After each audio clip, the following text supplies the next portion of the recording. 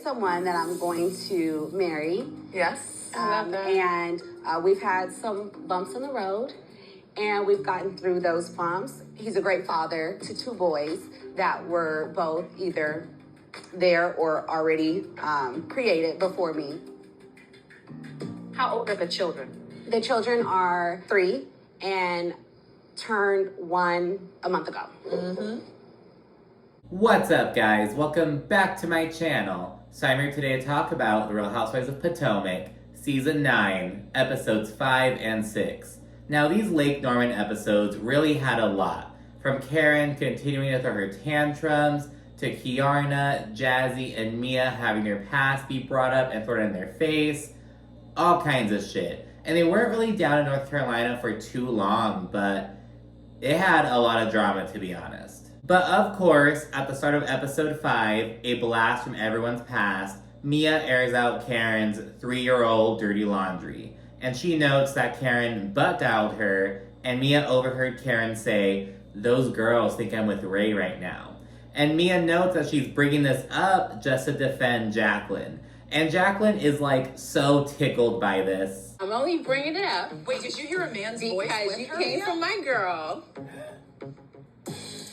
And after stalling for a couple seconds, Karen says that she was obviously talking to her driver. And she notes that she had gotten behind the wheel of her car, but then she pulled over because she had too much to drink, so she called her driver. And that's who they overheard her talking to, allegedly. And the thing is, like, okay, forget about Uber, Lyft, all these rideshare apps and shit. Karen, you literally have a driver. Like, why would you put yourself in that position to drink and drive when you have a fucking driver? This doesn't make any sense. And yeah, I'm sure Karen did not want to offer this information up, but she kind of had to. She was almost backed into a corner. She was basically being accused of cheating on Ray, so she's like, all right, I'm gonna save myself by mentioning this shit. And again, considering her DUI bullshit, she probably did not want to do that, but she had to, and you know damn well that this is gonna piss Karen off. And after Karen's admission, Mia's like, okay, so you did pull over, but you were behind the wheel of the car after drinking too much. But you pulled over, so good job, that's good. And Karen's like, that's what I always do. That's what I do. And here comes Mia, not always. Not always. Like, oh my goodness. And in her confessional, Mia adds that the very next morning, Karen called her, still drunk the night prior, while she was on her way home. So she's almost like, okay, so if you did call your driver, he didn't take you home to Ray, so who knows about the whole situation? And Ashley wholeheartedly believes Mia's account because she notes that there's been all kinds of rumors about Karen and her alleged forays over the years. So Ashley believes that Karen may have been up to some antics that night. And while Karen disagrees, Mia says that Jacqueline has clearly been vindicated. Like, you clearly stay drinking and calling people. Like, she has been vindicated. And she adds that she only mentioned this 3-year-old T because Karen called Jacqueline a liar. And in her confessional, Jacqueline says that Karen is trying to make her out to be the problem when Karen is the one with the problems. And the thing is, we have to remember, Jacqueline didn't mention Karen calling her while she sounded drunk. Mia's the one who brought it to the show and brought it up in the first episode. It wasn't Jacqueline. So in a way, Mia kind of threw Jacqueline under the bus, if you will. And this is where Karen's like, I own the good, the bad, and the indifferent. No, you fucking don't. You never have. And the thing is, everyone's always so quick to call Mia out for being a liar and lying. But I think that Mia and Karen are actually very similar. Like, they come from different pathways of life and come from different generations, but they're both very obsessed with, I guess, their own public image and like appearing some type of way, and they're gonna kind of stretch the truth to get what they want, essentially. Now, Mia and Karen do have very different public images. You know, Karen's like this grand dame ass person, whereas Mia is a bit different, you know what I mean? But I think that the way they move is more similar than not, to be honest. And moving on, Mia asks Karen about how Ray is handling all the legal drama. And Karen notes that Ray has stayed by her side, being her soldier, he's unwavering. despite some past issues that they've had. Because she notes that their marriage hasn't been perfect, though he's still standing by her, basically. And regarding the accident, Keiarna basically defends Karen in her confessional by saying that, hey, Karen was like grieving the loss of her mother. And I don't remember the exact timeline, but this was a bit like closer to that time, I guess. And I feel like Keiarna's kind of putting words into Karen's mouth. Like, okay, so that gives Karen the right to like drink and drive and shit. Like, I don't know. She, like, Karen hasn't come out and said, oh yeah, I did this because I was in this mental state, blah, blah, blah. So I think Keiarna is putting words in Karen's mouth for the sake of defending her. And aside from Keiarna, Stacy also has Karen's back. Because once dinner ends, Stacy tells Karen that she deserves a trophy with how everyone is just gunning for her, basically. And Mia, Ashley, and Jacqueline then debrief. And, you know, they're like, Karen has to be pissed off about that. Like, she's gonna sleep on it and come and swing the next day. And they're fucking right about that. Because Karen goes after Jacqueline. She mentions her Mr. PP, her parental partner, having all these past convictions or whatever. And she also alleges that Mia had an opioid addiction. And here's the thing. Mia is alleging that Karen has an alcohol problem, but that's based on current events and what's going on now. Karen going, like, back in time, like, oh, well, years ago, before she started the joint chiropractic, Mia went to rehab for opioids. Like, she's just digging shit from up her sleeve, like, you know what I mean? And it's like, that's not really relevant to what's going on right now. But the speculation about you is relevant. And the night winds down with all the ladies just lounging around, like, on their phones and shit, waiting for it to officially be Wendy's birthday. And I don't know, I feel like Wendy asked them to stay up with her because they're very much bored. They aren't, like, playing any games or even talking. They're just... It's like that one point of, like, the hangout where everyone just kind of goes nonverbal on their phone. Like, no one really gives a fuck. But once it becomes Wendy's birthday, they dance around in their pajamas for a little bit, and the night then ends. And on day 2, we see Mia and Jacqueline by the pool. And Mia shares that she woke up to Gordon just throwing a tantrum. She notes that he always does this whenever she leaves and does her own thing. And Jacqueline says that Gordon has always waited on Mia hand and foot, and she thinks that Mia needs to cut the umbilical cord because Mia's still telling Gordon, oh, I love you, like she's still like trying to be there for him, and she thinks that's just too much right now. And she also adds she thinks that them moving into the same apartment complex was super stupid. But the thing is, like, do you think that was Mia's decision?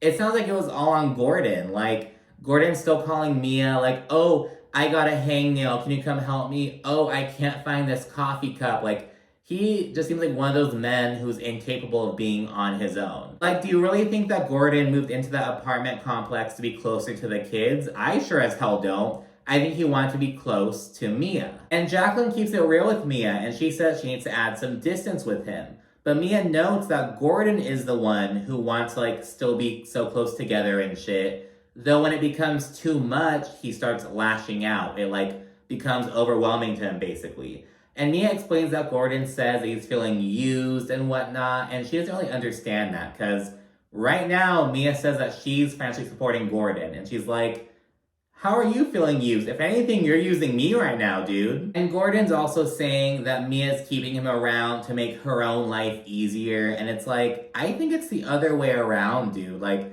you don't think that Mia wants to move on with this new guy? Like, do you think Mia wants to live in the same apartment complex as Gordon? No, I think Gordon is the one who wants this.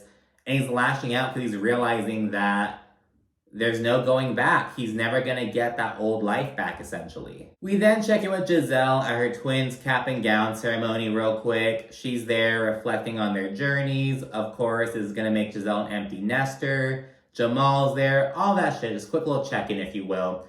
And back in North Carolina, the women all gather for a breakfast from hell, essentially. And it begins with Wendy proclaiming that she wants to enter her 40s, like, all zen. I'm like, oh my god, not the return of Zen Wen. Like, but she's noting she wants to go in with positivity and openness, all this shit. And Jacqueline and Mia are like, yeah, it's so important to move on and to be open and to not hold grudges. Because if you hold grudges, you just become a bitter old bitch.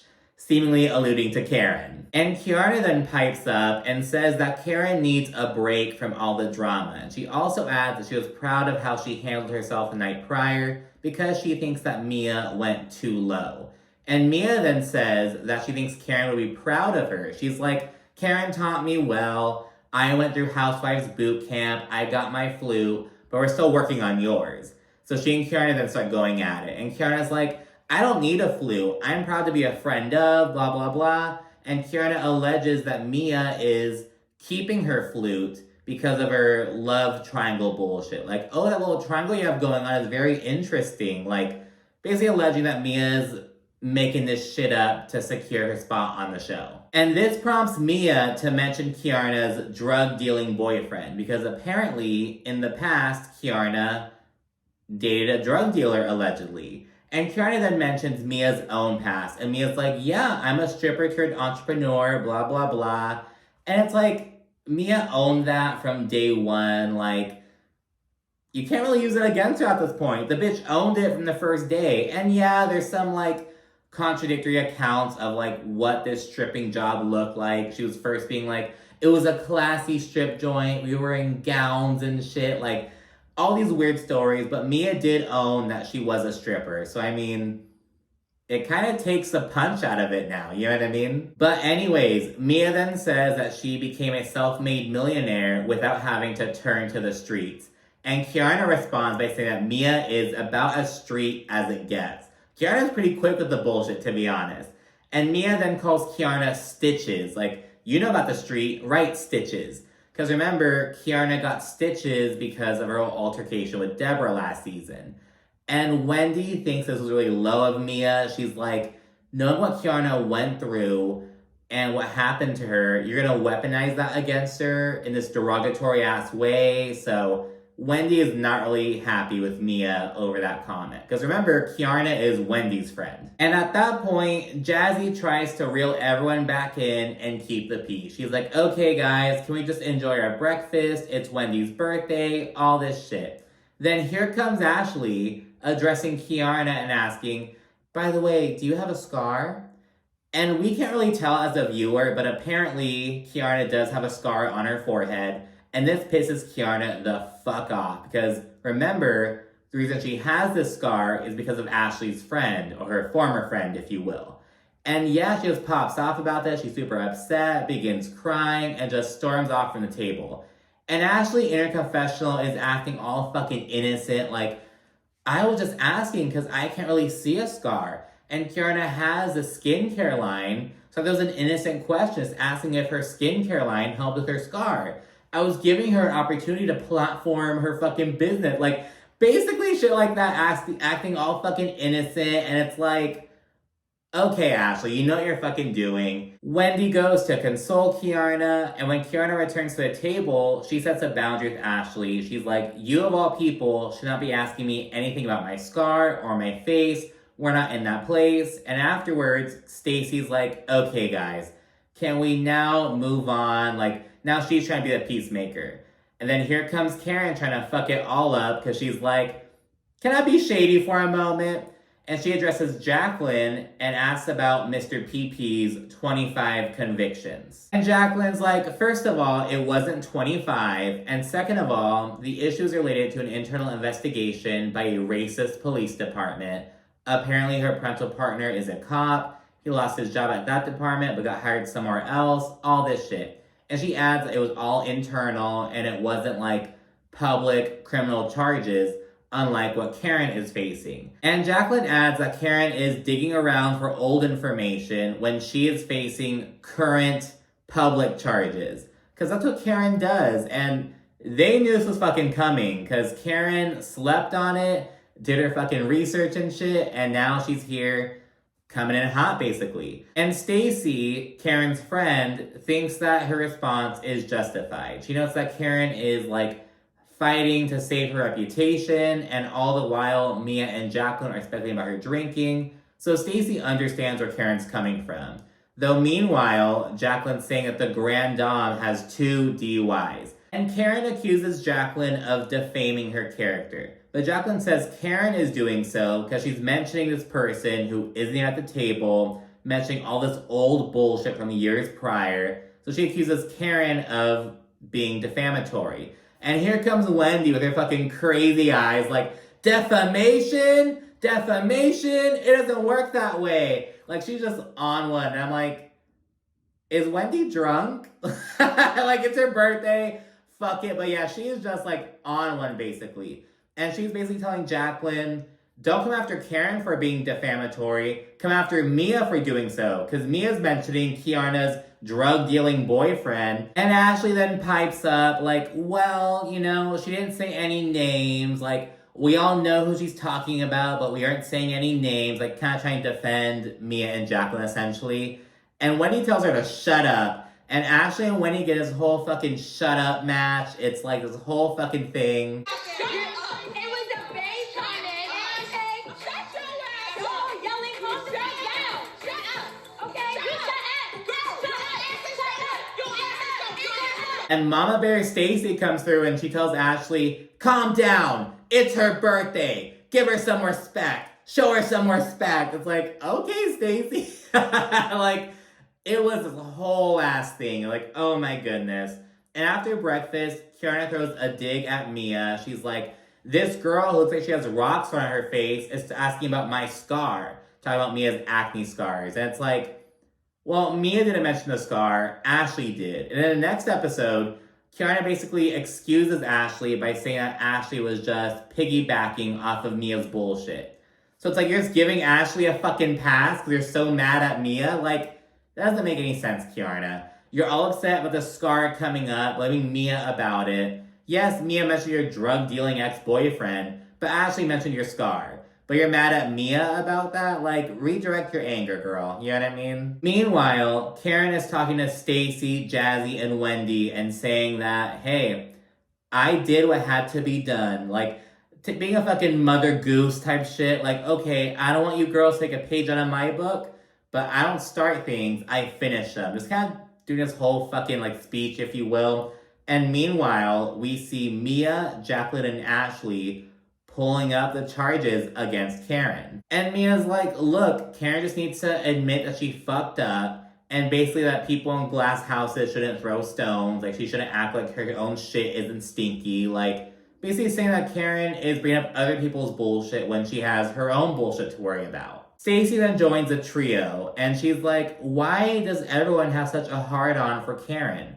And in response, Mia pulls out her phone and shows her all the charges against Karen. And she's like, this is what you're defending. Is this what you stand for? And Stacy is quite taken aback because she hadn't seen the actual charges up until now. And Mia then says that they're all concerned about Karen, and she notes that they think they need to take her to rehab. And this is too much for Stacy, and she walks away and goes to fill Karen in, and that's where the episode ends. And episode 6, Shady Waters, picks up right where we left off, with Stacy filling Karen in. At first, Karen's like, now look, those are just allegations against me. Those are accusations. I'm waiting for my day in court, blah, blah, blah. But Stacy's like, no, it's a bit deeper than that. And she mentions the rehab comment, and she's like, should we be worried about you? And Karen's like, no. If I had a drinking problem, I would own it. I'm always quite forthright about, like, what I'm going through, blah, blah, blah. Keiarna's right there, like, Karen is very open and honest. Like, girl, no the fuck she isn't. Like, oh my goodness. Again, this whole narrative, like, Karen owns her bullshit. Karen's so open and honest and takes accountability. No the fuck she hasn't. She's never been that way. Like, oh my goodness. And at that point, Karen then says that Mia actually went to rehab. And she says that before she started the joint chiropractic, she went to rehab for an opioid addiction. And Keiarna and Stacy are, like, blown away by this. Keiarna's like, God damn it, Karen, are you serious? And Stacy's like, whoa, like, Mia is a lot of things, but we're not going to do that to her right now. Because again, while the speculation about Karen is quite shitty, it is rooted in current happenings, current events, what's going on right now. And Karen is just pulling up all this old ass shit. Like, who cares if Mia used to have an opioid addiction? Like, we never saw that side of her. Like, who the fuck cares? Like, to be honest with you, like, what does this have to do with the fucking show? What does one have to do with the other? Like, we are seeing this unfold. We're seeing your situation unfold right before us, not Mia's. And Karen then says, well, you're listening to a woman who sleeps with her boyfriend under the same roof as her husband. And it's like, and Karen, you're alleged to be fucking your driver. You're alleged to be fucking people in the club. Like, don't act like you don't have your own speculation about you. The difference is that Mia owns her bullshit. After this conversation, the women head over to the pool, and Stacy discusses her relationship with TJ, and she says that she hopes to introduce him to her daughter soon. She wants to move forward with him when she's divorced, all this shit. Now, Karen thinks that Stacy shouldn't make this move until she's engaged. Jassi agrees with this, though Keiarna does not. And I don't agree with it either, to be honest. I don't think you should introduce your kids to someone who just started dating, but I also don't think you should wait until you're saying you want to marry them. You should get to see them interact and shit. It'll really help you know if you want to get engaged with them. Okay, you're just gonna introduce your kids to someone you're already fucking engaged to. No, they should meet them when you're dating them, when you are serious about them, but not when you're engaged already. I don't know. I don't really agree with that, to be honest. I think that you have to see the person, interact with your children before you know if you're meant to be. And like I said, I don't think you should introduce them on the first, second, or third date even. But after 6 months, as you're getting more serious and stuff, introduce them, you know what I mean? But I do think that Karen and Ray, didn't they get engaged super quickly? Didn't they get engaged after 6 months? So maybe that's why Karen said it, but I don't know. I think that, you wait until you're serious with them, but not until you're engaged, you know what I mean? That's just my perspective. Giselle then returns and she gets a rundown on all the breakfast drama from Jassi. And then all the ladies, except for Karen, meet up in the kitchen for some birthday shots, if you will. And Mia just straight up deep throats a fucking bottle of tequila. Who's doing Mia? Go Mia!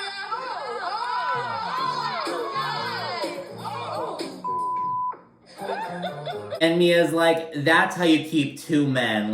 Okay, girl, whatever. But anyways, at that point, all ladies get on the Sprinter van and head over to see the joint chiropractic location that Mia started, though she ultimately sold it. And it's why are we doing this? What? You couldn't take them to a fucking another attraction in Charlotte? This is all you're doing? Okay, Mia. And while on the Sprinter van, Giselle has all these questions for Stacy regarding why she and TJ aren't having sex. She just can't wrap her head around this. And Stacy's he's very devout. He's just very Christian, basically. He wants to wait until they're married. But Giselle, who is literally married to a pastor who cheated on her fucking crazy, she's but you have to test it out first. Oh my God. She cannot wrap her head around celibacy. You know what I mean? It's shouldn't you, yeah, it's not super common nowadays, but it's have you never heard of the concept? Okay, girl, she just can't wrap her head around it. And Stacy takes it pretty well in her confessional. She's Giselle can laugh all she wants by herself. Because, yeah, at the end of the day, okay, Giselle, who do you have to, be by your side? Yeah, Stacy has TJ. They aren't having sex, but she likes where they're at. She's we work out together. We go to the zoo. We hang out. I don't know if it works for them, it works for them, basically. Both Giselle and Wendy think it's odd that Stacy is celibate with TJ. And it's is it super common? No, but you're acting like you don't know what this is. Okay, girl. And here comes Ashley, maybe I should try being celibate. Maybe I could go 3 months without having sex. You've never gone 3 months without having sex, bitch? These horny bitches, I can't. Oh my goodness. Anyways, upon pulling up to the joint chiropractic location, Mia explains that she and Gordon are looking to sell their 22 other locations. She's basically I want to do my own thing. I don't want to be intertwined with Gordon and his business anymore. She wants to kind of start over, do something else, and just unload these businesses. And everyone is quite confused about what the fuck they're doing there. Even the employees, this just doesn't make any fucking sense. They were there for what seemed 5 fucking minutes. It's they didn't even get adjustments, it seemed. They just kind of popped in, looked around the lobby, and then left. Like, what the hell was that? But anyways, they all then head over to lunch, and all ladies have some drinks, take a shot, except for Karen, who forgoes the alcohol for some coffee. Karen's now being mindful of like, all right, I can't drink on camera, like acting all fucking demure and shit, like, okay, Karen. And at that point, Giselle checks in on a situation between Keiarna and Ashley. And Keiarna's like, yeah, I was upset about the scar comment, but Ashley was just piggybacking off of Mia. Again, Ashley once again gets away with her bullshit, like, yeah, Mia initially went in on Keiarna, but I mean, she had nothing to do with that scar comment. That was all Ashley. Like, okay, but Ashley saw some shit going down, so she's innocent. She's just piggybacking. She can't help herself. Like, hold Ashley accountable, girl. Like, what are you doing, Keiarna? But once this comes up, Keiarna says that she's surprised that Mia, of all people, mentioned her drug-dealing ex-boyfriend. And how upset Keiarna is about it shows that this must be fucking true. Like, Keiarna's very bothered that this came up.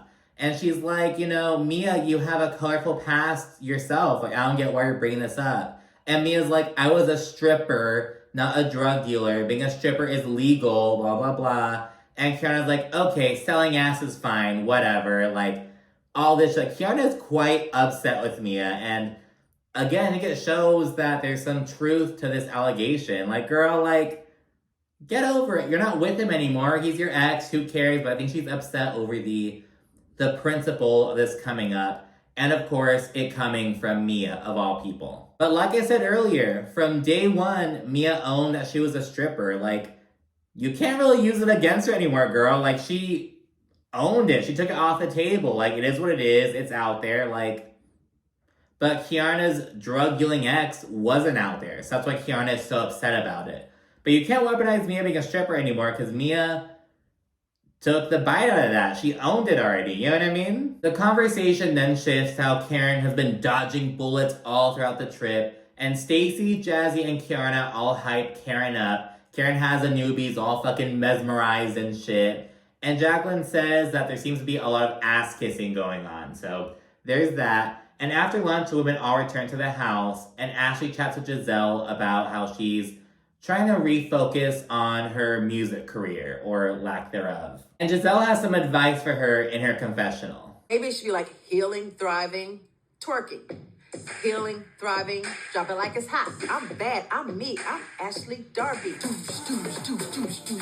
Healing and thriving. Everyone then gets dolled up for dinner in Charlotte. Mia wants them to all wear red. Everyone does so, except for Wendy, of course. She's like, I have a red lip, but she's an all white. Because again, Wendy is like trying so hard to like make this about her birthday, but it's like, this trip is not even about your birthday, girl. Like, I get it's coinciding, but like, come on, Wendy. You aren't hosting it. Like, I don't know. Wendy's like trying so damn hard. It's so fucking funny. And on the car ride over there, you play a game of fuck, marry, kill. Mia gets the most fuck votes. Keiarna gets the most marry votes.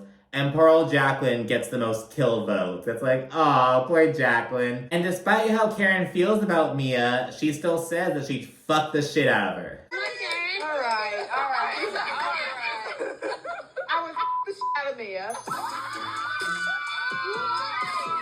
At dinner, Wendy reflects on her journey with the ladies, and everyone goes around the table saying positive things about her. This is like the one part of the trip that felt like, oh, it's about Wendy's birthday, but everything else, it really didn't, to be honest. Like, she tried really hard to make it about her birthday, though. I'll give her that. And once the ladies acknowledge how Stacy has really opened up a lot more about TJ and her relationship, she straight up passes the baton over to Jassi. She's like, everyone's asking me 20 questions about TJ, but what about Jassi and her man? Just passes it over to her, basically.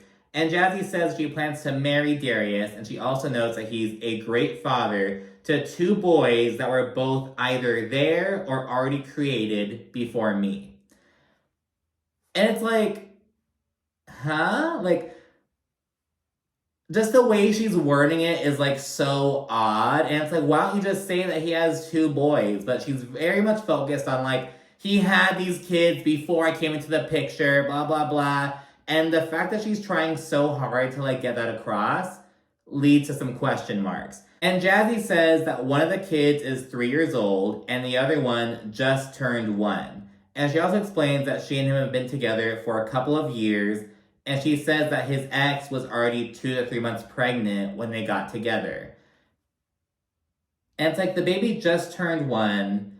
You're saying you guys have been together for a couple of years. Like, the math isn't adding up. Something isn't right. Something's not clean in the buttermilk, if you like. Something's not adding up, essentially. And the ladies are all kind of side-eyeing this. They're like, what? And again, like, you can't just say, oh yeah, he's a great father to his 2 kids. But she's like, they were here before me. He didn't cheat on me. I wasn't a side piece. But it's like, that's almost making you look like you were a side piece, right? He was cheating on you. Like, which is it, girl? And yeah, at that point, Keiarna says that she had a similar situation as she did an NFL star. And she says that he had 2 twins pregnant at the same time. And it's like, and I guess there's like this fantasy about like, ooh, fucking 2 identical twins. But it's like, that's so gross on like the twins part. Like, it's like incestuous. Like, I don't know. Like, and then being pregnant by this, like having these cousin siblings. Like, oh my goodness. Like,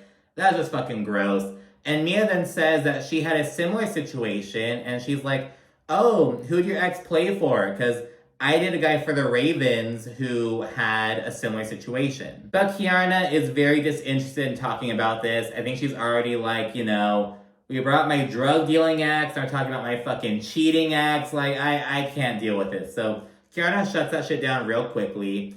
And the women then all shower Jassi in support. You know, Ashley's like, yeah, it's not a conventional relationship, but I think we're learning that, you know, love isn't a one-size-fit-all type thing. Karen tells her that, you know, life is short, do what makes you happy.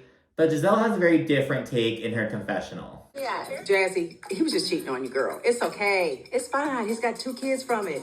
Girl, and you still want to be with him. Just say that. Because remember, if anyone here knows about cheating men, it's Giselle, right? And yeah, Stacey then initiates a random ass toast to Ashley. Stacey seems kind of lit right now. But yeah, she toasts to Ashley and she notes that she has made her feel more comfortable, basically just standing in her truth and discussing her relationship, basically. She doesn't seem angry at Ashley anymore, and she seems appreciative that Ashley has encouraged her to talk about TJ. Now again, Ashley's getting away with her messy bullshit. First, Keiarna's like, okay, Ashley, yeah, you asked about my scar, but you're piggybacking off of Mia, so it's fine. Now here comes Stacey. Oh, you're being messy, talking about TJ to the whole group, but you know what? It helped me grow, so thank you. Like, Ashley's just getting with all this bullshit, and it's like, okay, girl, good for you, I guess. Dinner then ends, and the women all return home. The next morning, Wendy is looking hungover as hell. Like,